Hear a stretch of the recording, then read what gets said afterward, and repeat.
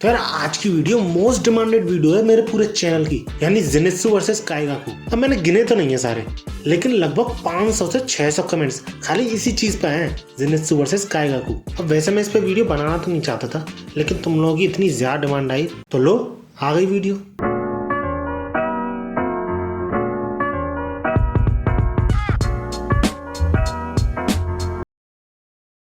अब ज़ेनित्सु और काइगाकू का सामना होता है इन्फिनिटी कैसल आर्क के ही दौरान, जब सारे डीमन स्लेयर्स एक दूसरे से बिछड़ जाते हैं और अलग अलग अपर मूव्स का सामना करते हैं। लेकिन क्योंकि ज़ेनित्सु के कान काफी ज्यादा तेज थे, तो वो शुरुआत से ही काइगाकू की तरफ बढ़ रहा था।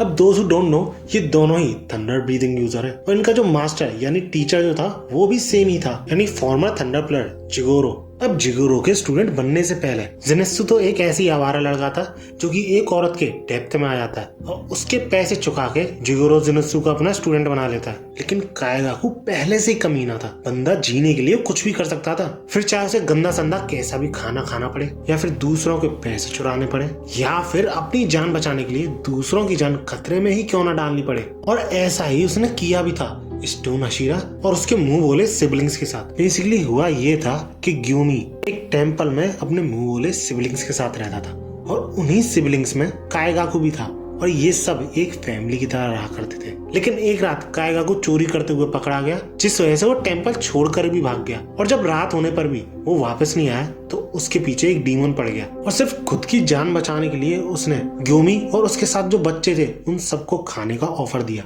जिसका ना सिर्फ काइगाकू उस टेम्पल का पता बताता है, उसी के साथ साथ ग्यूमी जो विस्टीरिया फ्लावर्स जलाया करता था डीमंस को दूर रखने के लिए टेम्पल से, काइगाकू उनको भी बजा देता है, जिससे कि डीमन आसानी से उस टेम्पल में एंटर कर सके। जिनमें से 4 किड्स तो इंस्टेंटली मर जाते हैं और 3 किड्स ग्यूमी के मना करने पे भी उससे दूर भाग जाते हैं और उनका भी खत्म हो जाता है। लेकिन एक सबसे छोटी जो थी उनमें से ग्यूमी की बात सुन के उसके पीछे छुप जाती है और ग्यूमी किसी भी हालत में उस लड़की को बचाना चाहता था। इसलिए यार ग्यूमी उस डीमन को रात से दिन तक घूंसे ही मारता रहा जब तक सनरेज नहीं आ गई और वो डीमन डिसइंटीग्रेट नहीं हो गया। और इस इंसिडेंट के बाद पहली बार ग्यूमी को अपनी ताकत का अंदाजा हुआ। लेकिन इसके बाद पता नहीं कैसे काइगाकू जिगोरो का स्टूडेंट बन जाता है। इनफैक्ट थंडर ब्रीदिंग में ज़ेनित्सु से काफी ज्यादा अच्छा होता है। लेकिन जब वो एक मिशन पे था एज अ डीमन स्लेयर, तो उसका सामना होता है अपर मून फर्स्ट से, जिसके सामने वो जिंदगी की भीख भी मांगता है। लेकिन अपर मून फर्स्ट यानी कोकुशिबो एक शर्त पे उसे छोड़ने की बोलता है कि वो डीमन में कन्वर्ट हो जाए, जिसके लिए कोकुशिबो अपना खून भी देता है काइगाकू को और उसको वार्न भी करता है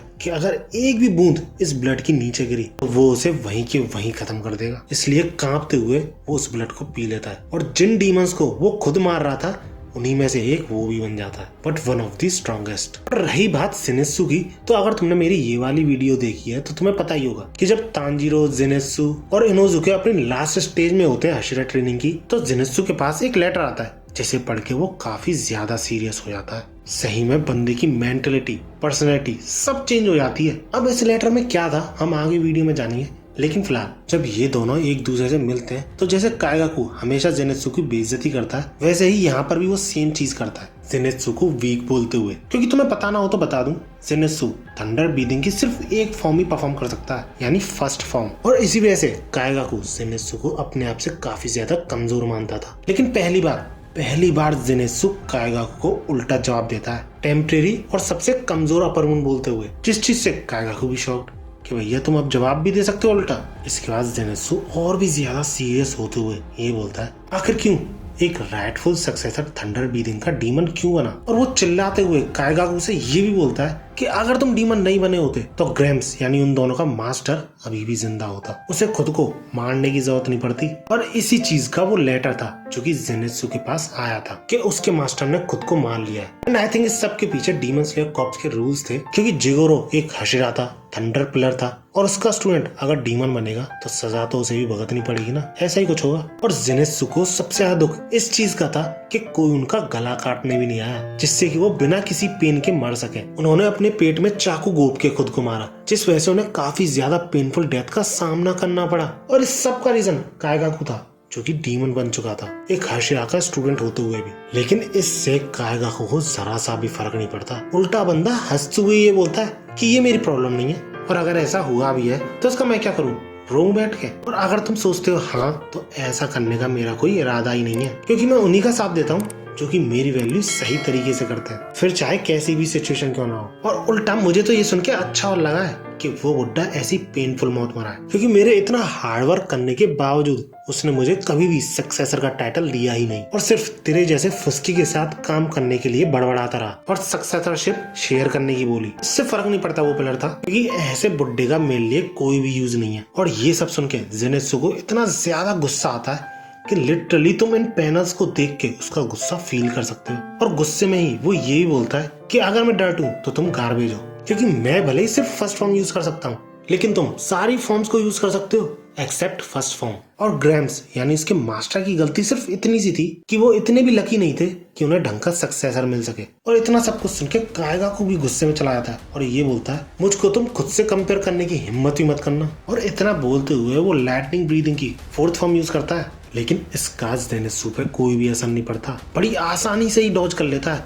और इनफैक्ट वो कायगाकू पे काउंटर अटैक भी कर चुका होता है, जिसका एहसास कायगाकू को काफी देर में होता है। और ऐसा करते हुए जेनेत्सु बड़े ही बैडएस मूड में बोलता है, टू स्लो, ट्रैश। और इस अटैक के बाद कायगाकू को विश्वास नहीं हो रहा होता है कि ये पहले वाला ही जेनेत्सु है।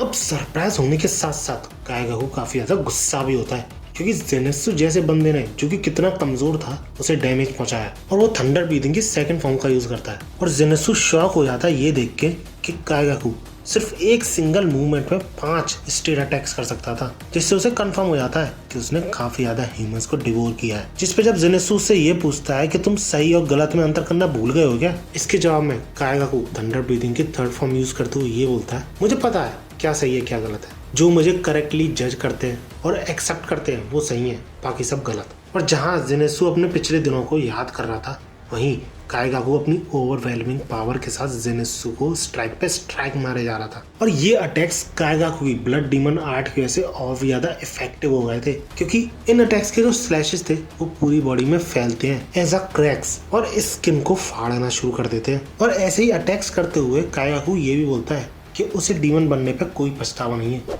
क्योंकि उसके अटैक्स और भी ज्यादा स्ट्रॉन्ग हो चुके हैं डीमन बनने के बाद। और साथ ही साथ वो स्पेशल भी है, जेनेत्सु की तरह नहीं है जो कि सिर्फ फर्स्ट फॉर्म ही यूज कर सकता है। और इतना सब कुछ होने के बावजूद जेनेत्सु अभी भी अपनी पास्ट मेमोरीज में ही खोया होता है, जहाँ पर कि जिगोरो यानी उसका मास्टर कायगाकू से चीजें सीखने की बोल रहा होता है। और उसे ये भी याद आता है कि कैसे कायगाकू का मजाक उड़ाया जाता था, क्योंकि वो थंडर ब्रीथिंग की फर्स्ट फॉर्म यूज नहीं कर सकता, लेकिन क्योंकि जेनेत्सु यूज कर सकता था तो इसलिए वो एक दूसरे को हेट करते थे। लेकिन एक चीज अलग थी इन दोनों में, जेनेत्सु काफी ज्यादा रेस्पेक्ट करता था कायगाकू की, और वहीं कायगाकू जेनेत्सु को एक कीड़े से ज्यादा मानता ही नहीं था। और ये सारी चीजें सोचने के बाद और एक्सपीरियंस करने के बाद जेनेत्सु समझ जाता है अब कायगाकू को बदला नहीं जा सकता, और वो अपने मास्टर से इसलिए सॉरी भी बोलता है कि उन्हें अब अलग अलग रास्ते जाना ही पड़ेगा। जिसके बाद तुरंत ही जेनेत्सु पोजीशन लेता है अपनी, जिससे कायगाकू काफी ज्यादा सरप्राइज हो जाता है और ऐसा अटैक करता है कायगाकू पे कि उसे रिएक्ट करने तक का टाइम नहीं मिलता,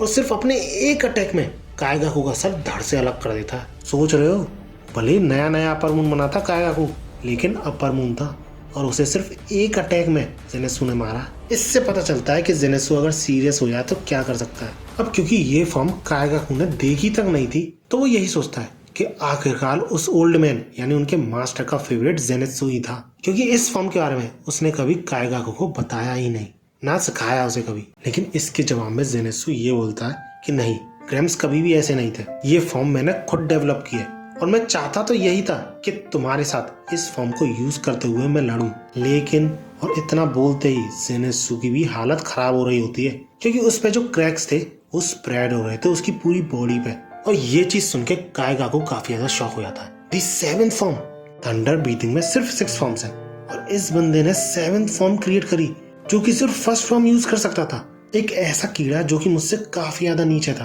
बंदा मरते समय भी एक्सेप्ट करने को तैयार ही नहीं है कि उसको ऐसे बंदे ने हराया, लेकिन तभी उसे ये रियलाइज होता है कि वो पूरी तरह हारा नहीं है, क्योंकि उसके साथ साथ जेनेत्सु भी मरेगा, क्योंकि जेनेत्सु में जरा सा भी स्टेमिना नहीं बचा था।